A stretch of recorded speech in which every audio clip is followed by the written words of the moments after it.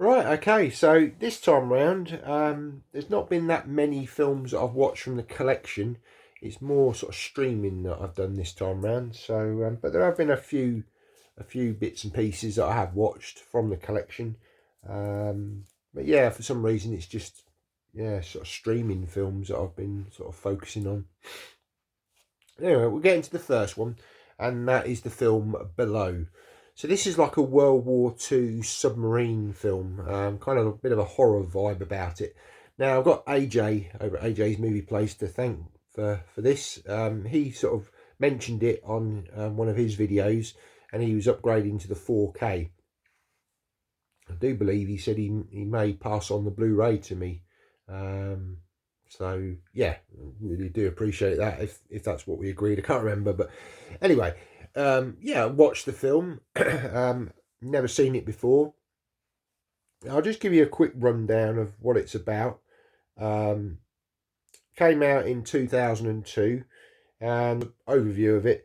World War II submarine crew rescues survivors from a sinking hospital ship, then encounters a series of mysterious deaths and supernatural occurrences. So it stars Bruce Greenwood. Now, you've probably seen him in a lot of different films. His most sort of memorable one, I guess, is probably Captain Pike in the sort of reboot of the Star Trek films, starring Chris Pine and Zachary Quinto. But yeah, he's been in a lot of films, and he's kind of the main star in this. Can't really say that anyone else I sort of recognise from it. Possibly Zach Galifianakis, if I've pronounced his name right. I think he was in The Hangover. I haven't seen that film, but oh, Dexter Fletcher as well. He's in it. From Lock, Stock and Two Smoking Barrels. He's an accomplished director himself. Yeah, I thoroughly enjoyed the film. I thought it was done very well. Very sort of set in the World War II sort of time period, and yeah, it was enjoyable. The ending, I kind of lost my way a little bit on the ending. Probably need to revisit it again, just to sort of, just I don't know. I just maybe I wasn't concentrating enough, but just I found the ending just I was a little puzzled as to sort of the ending to it, sort of thing. But overall, it was very creepy, very sort of claustrophobic in the submarine sort of setting. So yeah, thoroughly enjoyed it. So I'd highly recommend checking out Below. Okay, so next up, we'll go to a physical media release of mine, and it is Jurassic World Fallen Kingdom. So this is the second Jurassic World film. This is the one that's sort of set in the mansion at the end. And I know this wasn't particularly popular with a lot of people. Obviously, Chris Pratt returns, and I forget her name, but yeah, can't remember her name. But anyway, the two main leads from the first film. Been watching this with my daughter. She's been wanting to watch the Jurassic Park and Jurassic World films. Obviously, we've got Rebirth coming out in July, I believe it is. So we've got Dominion yet to watch. But on the revisit, I didn't mind this. I thought it was still very good. Still quite a sort of entertaining watch. Yeah, nowhere near as good as the original Jurassic Park film, but I think they never have been, have they? I think Jurassic World kind of was a sort of nice sort of entry back into the Jurassic Park franchise. It was kind of sort of going down in quality. But overall, a very enjoyable film. Really nice edition Film Arena one that I've got here with the steelbook and all the goodies inside. So yeah, Jurassic World Fallen Kingdom. Yeah, I thoroughly enjoyed it. So next up is the film Insidious, The Red Door. Yeah, I've sort of been watching the Insidious films on and off. Again, they're sort of films that I generally just watch rather than collect. I've sort of seen them on the streaming sites. And this one's fine. I mean, it's set sort of 9 years after the events of the previous film. The main character, uh, what's his name? Let me just check. Yeah, Patrick Wilson. Obviously, he's in the Conjuring films, amongst other films. Aquaman, he's in as well. Again, he's one of those actors you see him in a lot of things. And yeah, he plays the character of Josh Lambert, and his son Dalton, who was in the previous film as a sort of young boy. Pretty much in that film, he sort of was trying to save him. It's all sort of set in the house, and you got the paranormal investigators in that film. I thought that was a really good one, actually. And this sort of follows on 9 years later, and his son is sort of grown up and he's gone to university, and he's sort of an artist, and he starts drawing this door. Um, like I say, I didn't feel this was as strong an entry as what we've had in the past. Obviously, it's focusing more on his son this time round, whereas in the previous films it was more about his character. But he is there sort of as a supporting role, and he's still sort of intricate to the story. Again, yeah, I didn't mind it. I didn't think it was that good a film, but I'm sure there's going to be another one at some point. Okay, next up is more of a recent film that's come out, Wolfman. This is done by the same director that did The Invisible Man, the remake of The Invisible Man, and I do have the Everything Blue edition up here of that film. Thoroughly enjoyed that one. That's sort of a different spin on the sort of original sort of story of it. Very much involving a suit technology and this kind of thing. And this Wolfman film is not as good, I don't think, as The Invisible Man, but it's a retelling of the story. It's still very much the story of transformation, people getting bitten by werewolves and this sort of a thing.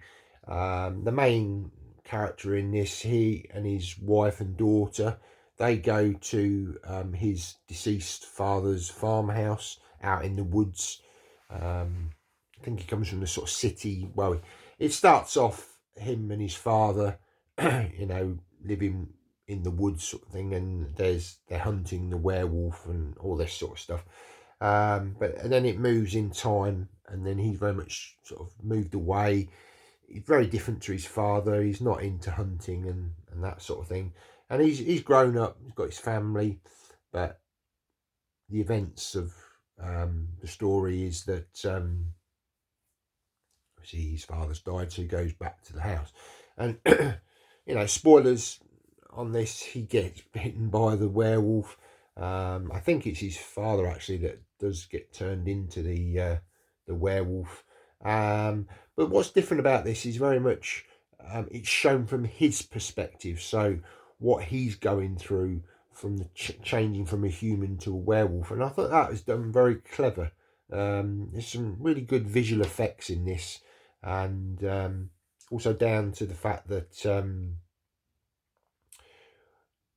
when his wife and daughter are talking to him, as he's becoming more of a werewolf, he doesn't understand what they're saying. The language changes, and it's quite clever, I think, that sort of look into how he perceives things, because we've always sort of, with werewolf films, it's always sort of us looking at the transformation, whereas this tries to do something different. I can't say that it sort of rewrites the genre at all of the werewolf films, but it's just a different sort of slant on it, a different perspective, which I quite enjoyed. I don't know whether I'd pick this up sort of on physical media. Again, it's sort of one of those films that probably I could watch once and then I wouldn't watch it for many, many years. Whereas I feel The Invisible Man, I watched that 2 or 3 times actually over the last couple of years, and yeah, sort of, I think because it's got more of a sort of thriller aspect to it.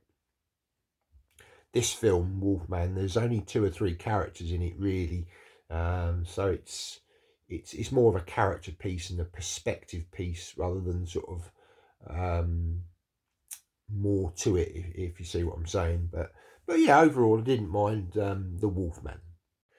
Okay, so jumping back to another physical media release that I do have in the collection, and we're going to talk about Total Recall, the remake, not the original Arnold Schwarzenegger. This one stars Colin Farrell, Kate Beckinsale, and Jessica Biel. Um, yeah, I really do like this steelbook, and I thoroughly enjoyed this film. This is sort of the second or third time that I've watched it. I haven't seen it for some years, and yeah, okay, a lot of people, didn't particularly like this remake, didn't feel it was necessary. Um, I'm of the opinion actually that I quite enjoyed it. I thought it was done enough differently that it doesn't sort of affect the original film. Obviously, this film, it doesn't have any of the Mars stuff in it. They do mention Mars, but it's Earthbound, this, and it's very much sort of talking about the two main sort of destinations in this film, which is sort of Great Britain, and then you've got Australia, and there's sort of this sort of lift mechanism or tram or whatever you want to call it that goes through the centre of the earth. Um, and I quite like that. I thought it was done very well. Obviously, they're all the same characters from the original film. Um, Kate Beckinsale's character, obviously in the original, that was played by Sharon Stone. She's got more of a meatier role in this. Obviously, she plays his wife, and then obviously he goes through the Total Recall, scenario, and sort of reawakens who he really is and all this sort of stuff. But yeah, she's got more of a meatier role in this, and I thought she did really well. I mean, Kate Beckinsale, stunning lady, and even Jessica Biel, both, really, really sort of, yeah, good supporting characters in the film, and Colin Farrell does a really good job of playing the main lead.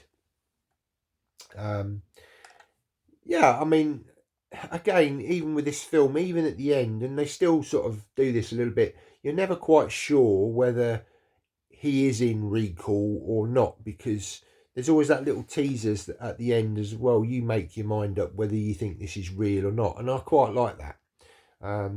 Obviously, this is a original story was a Philip K. Dick um, novel or story, and obviously he did Blade Runner, and you can very much see a Blade Runner style in this film, which again I really liked. You see a lot of the sort of landscapes and stuff with the sort of a lot of Chinese influence with it. Yeah, I thoroughly enjoy this film. I mean, from an effects point of view, I think this holds up a little bit better than the original. Some of the sort of CGI in the original film does look a little dated, whereas this, I still think holds up very well. A lot of touchscreen technology, visual effects. They do a couple of little things as well, which they nod to the original.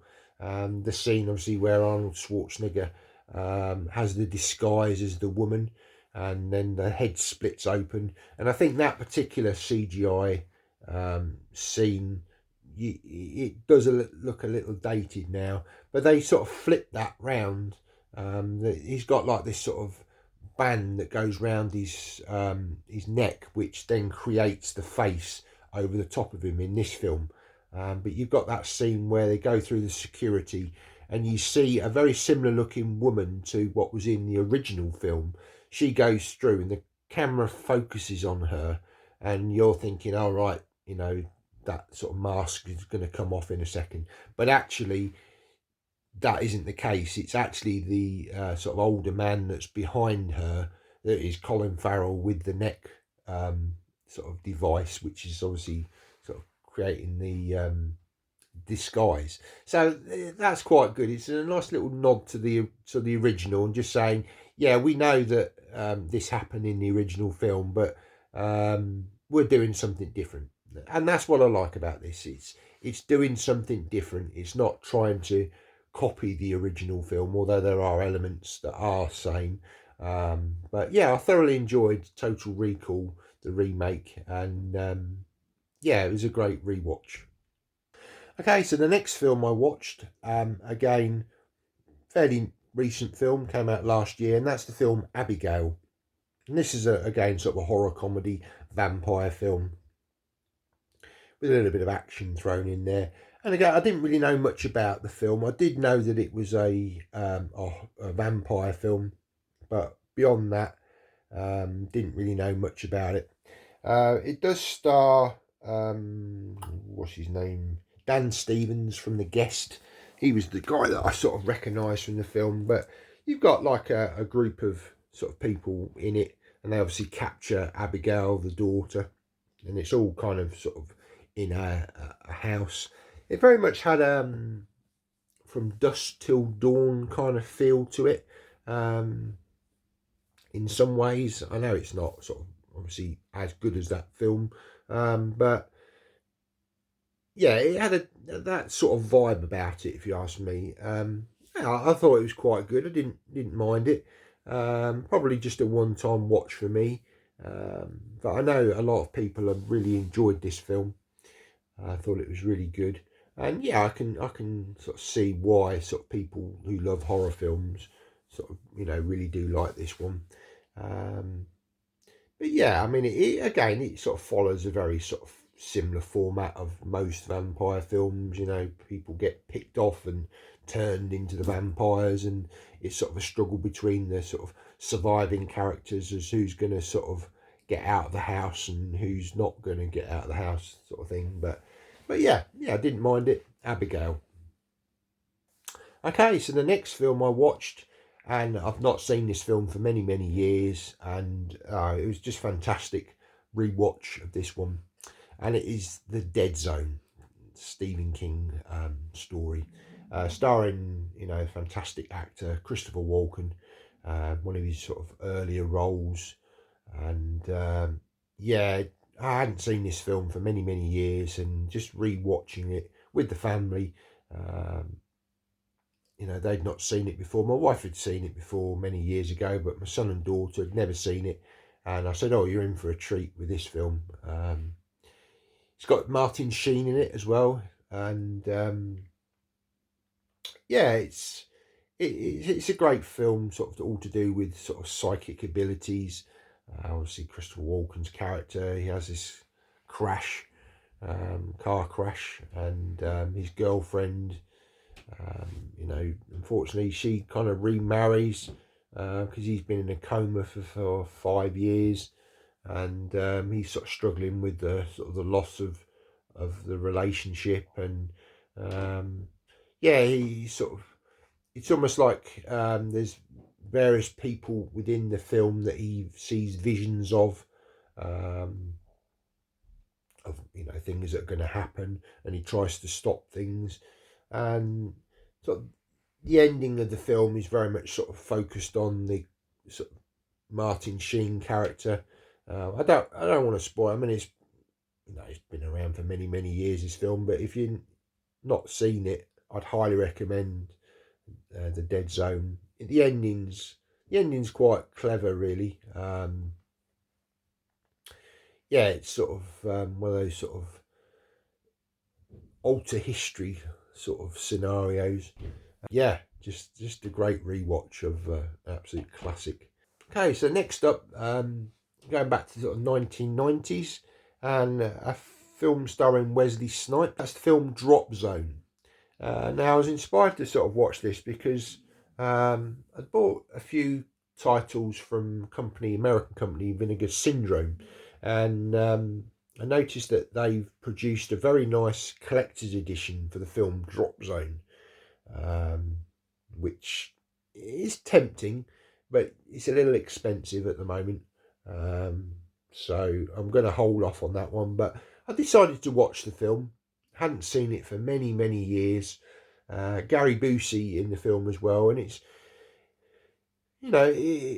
typical sort of 90s film, a very sort of old school action film. Rewatching this, it really sort of, I thought, wow, really sort of enjoyed those films in the 1990s, these action films. We don't tend to get films like that now.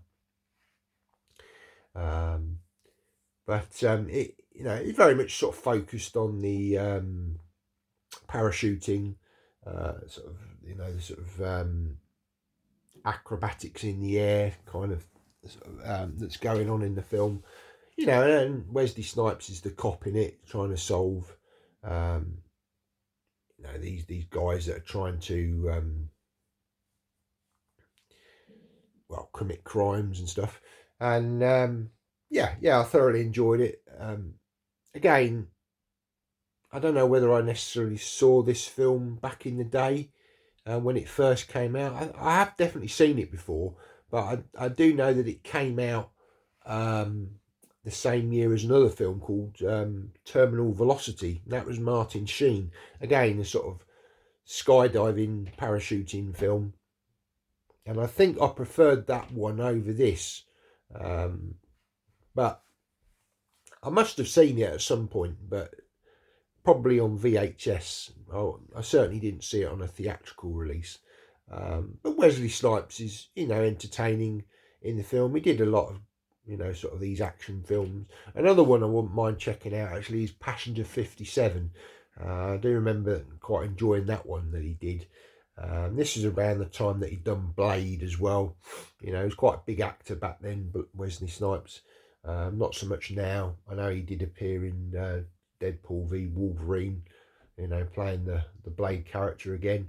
Yeah, we haven't seen him for some time, have we? I think he didn't go into prison for some tax evasion or something. Yeah, whether we'll sort of see him in a few sort of films coming up, because I know he's sort of trying to get back into films, I think. Yeah, I didn't mind it. Like I say, now having sort of seen the film, it's kind of quelled my sort of interest in that collector's edition. Even though it is a really nice edition, I don't know. I don't know whether it's worth the investment at this time. Maybe try and get it in a sale at some point. I know Vinegar Syndrome do sale items at points, and at the time of recording this, I think there is a sale on, but it's not been reduced as of yet. So yeah, like I say, I'm quite interested to check out Terminal Velocity now, to see which one I think is the better film of the two. I say they sort of came out the same year. So yeah, that was Drop Zone. Okay, so the next film is quite a newish film, and that's the film called Drop. Now, I'll just read you a little bit of a sort of overview of it. It says Violet is a widowed mother who goes to upscale restaurant to meet Harry, a charming and handsome date. However, her pleasant evening soon turned into a living nightmare when she receives phone messages from, well, we get to find that out in the film. So yeah, it's sort of a kind of thrillerish sort of film. She keeps getting these messages from this particular person who's saying that she needs to do certain things um, to get information from her date that she's sort of met through this dating app. And I mean, he seems a really nice guy, but again, all throughout the film, there's various people in the restaurant, and these messages apparently can come from people within a certain radius of her 10 to 15 meters or something like that. So she keeps looking around the restaurant at different people and trying to work out who is sending these messages. And there's also a video link. So she has a son and a sister is looking after the son while she's out on the date, and she receives sort of video footage of somebody sort of broken into the house, and these messages are kind of saying, if you don't do what I'm asking you to do, then you know your sister and your son are going to sort of pay the price for it. So it's quite a tense film. It's only sort of about hour and 40 minutes long, so it doesn't outstay its welcome. But it's got that sort of 90s, sort of early 2000s sort of thriller feel to it. It felt like the films we've got of old. Acted very well. Can't say I knew anyone in the cast of this. But that's not always a bad thing, because sometimes seeing somebody famous sort of takes you out of the story sometimes. As I say, this is all kind of set within the restaurant, and the home. That's about it, really. But yeah, very enjoyable film. I won't give away the twist to it, but it keeps you sort of guessing. I kind of worked it out towards the end of the film who the person was, but yeah, enjoyable. I say not one that I'd necessarily pick on physical media, but certainly to watch on a stream, a rental. Yeah, very, very entertaining film. Okay, so before we get to the last couple of films that I've been watching, I'm just going to jump over to TV for a second. So I'm continuing with the Crow uh, City of Angels TV series that was kindly sent to me by Chris over at Cypher Sigma Screen Time. Now, last episode I reviewed the first disc, uh, various episodes on that. I haven't completely finished the episodes on this. I've watched about three. There's 1, 2, 3, 4, 5. So yeah, I've got 2 more episodes to watch on this. But again, yeah, still thoroughly enjoying it. Again, it's very much sort of set in the late 90s, 1998. This was done. Yeah, Mark Dacascos, I think that's his surname. Very good in the role as Eric Draven. He looks the part.